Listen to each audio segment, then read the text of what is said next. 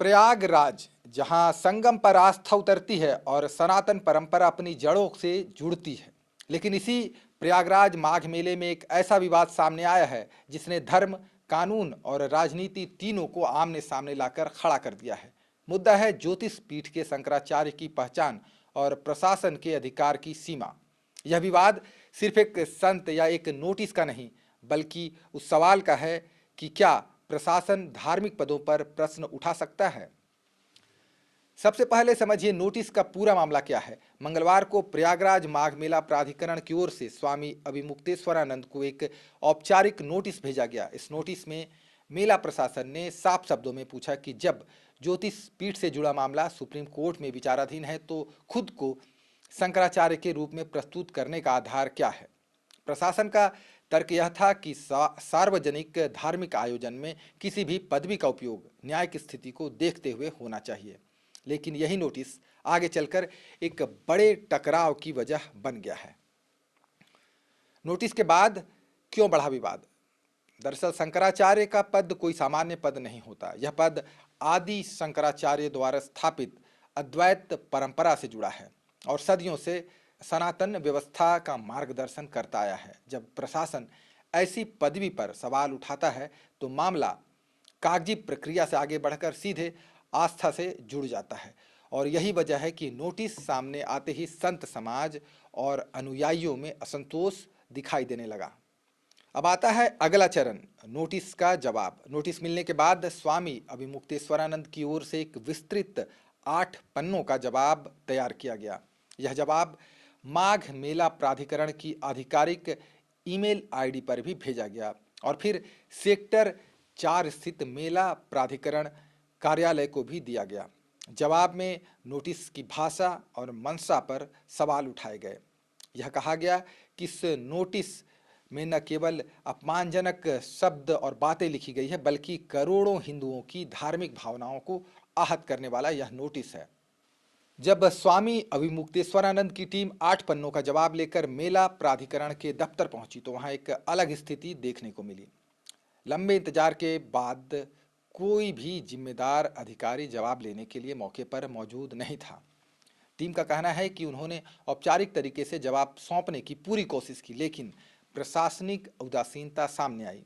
इसके बाद अनुयायियों ने वह जवाब दफ्तर के मुख्य गेट पर ही चस्पा कर दिया। यह दृश्य अब इस पूरे विवाद का सबसे प्रतीकात्मक दृश्य बन चुका है। अब कानूनी पक्ष और सुप्रीम कोर्ट के आदेश।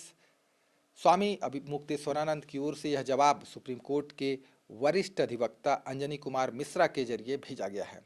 जवाब में कहा गया है कि प्रशासन 14 अक्टूबर 2022 के आदेश का हवाला दे रहा है, लेकिन उससे पहले 21 सितंबर 2022 का आदेश भी मौजूद है और उस आदेश में स्वामी अभिमुक्तेश्वरानंद को शंकराचार्य के रूप में संदर्भित किया गया है।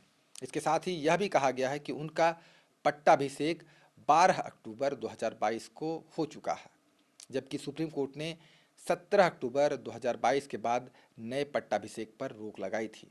इसके बाद होती राजनीति की एंट्री और अखिलेश यादव का बयान। इस पूरे विवाद में राजनीति की एंट्री भी हो चुकी है। समाजवादी पार्टी के अध्यक्ष अखिलेश यादव ने इस मुद्दे पर योगी सरकार पर सीधा हमला बोला है। उन्होंने कहा कि शंकराचार्य से प्रमाण पत्र मांगने वाले पहले अपना प्रमाण पत्र दिखाएं। अखिलेश यादव ने यह भी कहा कि जगतगुरु का स्थान विश्व गुरु से भी ऊंचा है और धार्मिक पदों का राजनीतिक उपयोग नहीं होना चाहिए। इस विवाद पर संत समाज की राय भी एक जैसी दिखाई नहीं दे रही है। जगतगुरु स्वामी रामभद्राचार्य ने प्रशासन की कार्रवाई को सही ठहराया है। उन्होंने कहा कि पालकी से स्नान करना उचित नहीं था और पुलिस द्वारा रोके जाने पर मान लिया जाना चाहिए था। उनका यह भी कहना है कि सुप्रीम कोर्ट ने अभी औपचारिक रूप से शंकराचार्य घोषित नहीं किया है। वहीं दूसरी ओर कई साधु और संत प्रशासनिक हस्तक्षेप से नाराज हैं। अब सबसे बड़ा सवाल, अब सवाल सिर्फ यह नहीं है कि नोटिस सही था या गलत। सबसे बड़ा सवाल यह है कि क्या प्रशासन धार्मिक पदों की व्याख्या कर सकता है और क्या आस्था से जुड़े विषयों में प्रशासनिक संतुलन बनाए रखा गया। इस पूरे विवाद पर आखिरी फैसला अब सुप्रीम कोर्ट को ही करना है। माघ मेला सिर्फ एक आयोजन नहीं, भारत की आध्यात्मिक पहचान है। लेकिन जब आस्था और प्रशासन आमने सामने खड़े हो जाएं तो सवाल पूरे समाज के सामने आते हैं। अब निगाहें सुप्रीम कोर्ट पर टिकी हैं। फैसला जो भी हो उसका असर सिर्फ इस माघ मेले तक सीमित नहीं रहेगा। अगर आपको यह रिपोर्ट ज़रूरी और जानकारी पूर्ण लगी हो तो इस वीडियो को लाइक ज़रूर करें। इस मुद्दे पर आपकी राय क्या है? क्या प्रशासन का नोटिस सही था या फिर धार्मिक आस्था में हस्तक्षेप? नीचे कमेंट बॉक्स में अपनी बात लिखिए। ऐसी ही ग्राउंड रिपोर्ट, फैक्ट बेस्ड खबरें और ज़मीन से जुड़ी सच्चाई देखने के लिए हमारे चैनल को सब्सक्राइब करें ताकि हर अपडेट आप तक सबसे पहले पहुंचे। नमस्कार। खबर का मतलब बवाल न्यूज, हमारे चैनल को सब्सक्राइब जरूर करें।